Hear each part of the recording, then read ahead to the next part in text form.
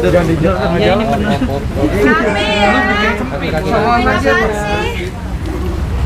Foto dulu.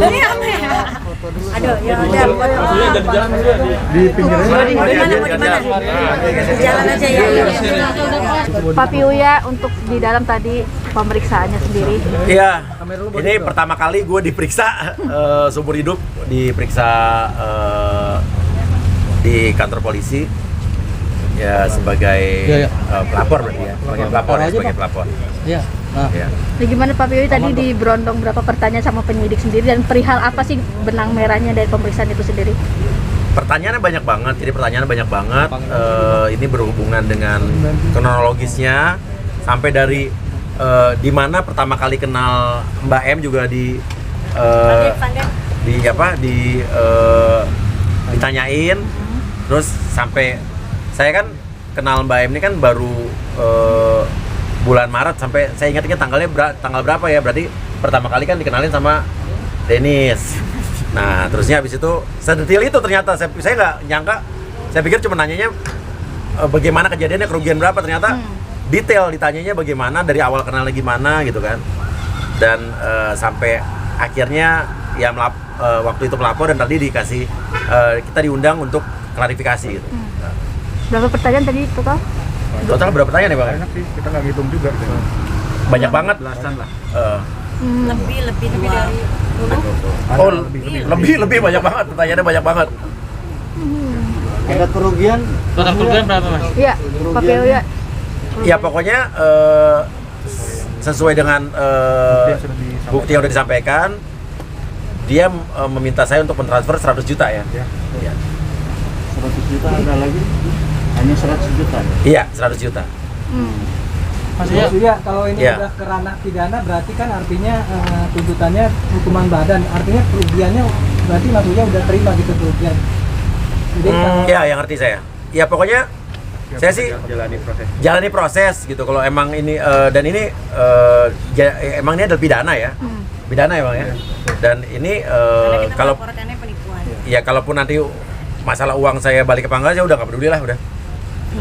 Kita serahkan sama polisi karena saya percaya dan saya yakin polisi bisa menangani kasus ini dan juga menjalankan kasus ini secara profesional. Gitu. Flashback sedikit mungkin, Iya. kejadiannya itu kapan sih? Maksudnya? Kejadiannya itu awalnya saya dibohongin dan diiming-imingi ya, itu pas Lebaran. Kemarin persis Lebaran. Pas Lebaran. Nah pihak sana kan terutama orang tuanya ya. Iya. Kalau dinyatakan kalau yang bersangkutan tuh mengalami ada kelainan. Iya. Gimana menanggapinya? Sampai masuk rumah sakit jiwa. Pak Iya Piuya. gini, kalau masalah. Oh saya nggak ngerti kalau masalah orang sakit jiwa atau segala macam bisa dituntut, itu saya nggak ngerti karena saya bukan ahlinya. Karena saya di sini nggak mau berbicara di luar konteks saya sebagai saya nggak ngerti gitu kan. Karena saya nggak mau jadi blunder, jadi bahan tertawan. Kan banyak orang sekarang bukan pada kapasitasnya dia bicara bahwa dia bipolar akut tingkat apa gitu. Ya, Akhirnya kan siapa tuh? jadi badut kan, jadi ketahuan. Kalau saya nggak mau, saya no comment, saya nggak ngerti. Yang tahu pasti ya pihak polisi Yang lebih yang tahu, pasti akan mendalami kasus ini lebih dalam lagi, dan sampai akhir ini saya diundang untuk klarifikasi, berarti kan kasus ini udah jalan Bang ya. Udah ibaratnya udah dalam proses, udah LP gitu kan. Dan Dennis juga minggu depan akan dipanggil kayaknya nih. Lah gua kan kenal dia gara-gara lu. Iya juga sih, iya. Lu udah enak udah balik lu duitnya. Itu kapan sih maksudnya? Tanggal berapa? Kenapa? Laporan sendiri itu tanggal berapa? Laporan tuh minggu lalu. Tanggal? Lupa tanggal berapa ya? Lupa tanggal berapa. Iya. Maksudnya untuk Ya. laporan ini mungkin memberikan efek jera apa untuk mempidanakan dia atau seperti apa? Harapan ke depannya Mas Surya. Gini, saya mengharapkan bahwa gini, karena pada saat ini hanya menimpa saya kan udah waktu awal kan diam saja. Ya Dennis yang berkoar-koar, karena Dennis yang berkoar-koar, dia yang dibalikin duitnya, gitu kan. Nah, saya berbicara di sini karena menurut saya mungkin nggak tahu. Awalnya saya terlalu sabar dan diam aja, tapi Ya kasihan mulu. Ya, gua kasihan mulu sampai gemes gue. Tapi karena saya mulai diancam, digertak, terus sampai ternyata banyak korban-korban lain yang juga ternyata mengalami hal yang sama.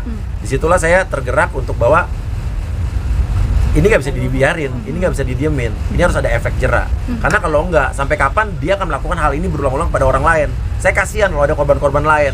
Iya kalau misal orangnya korban-korban lain masih punya banyak uang, tapi orang yang ternyata uangnya pas-pasan, habis itu akhirnya jadi kena imbasnya, efeknya. Sampai ke di rumah. Ada sampai ke di rumah juga itu di Denis ya.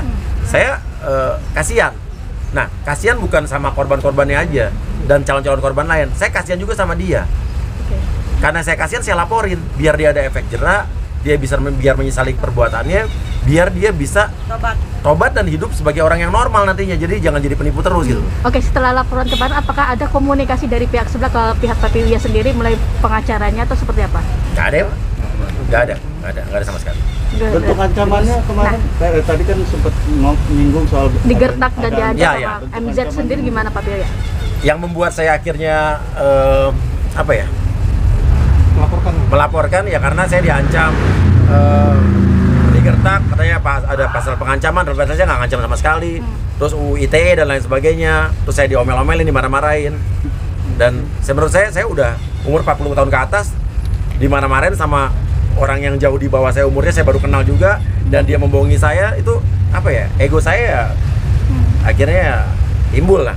Bukan ego sih sebenarnya, adalah biar ada efek kalau dia tidak melakukan hal ini lagi.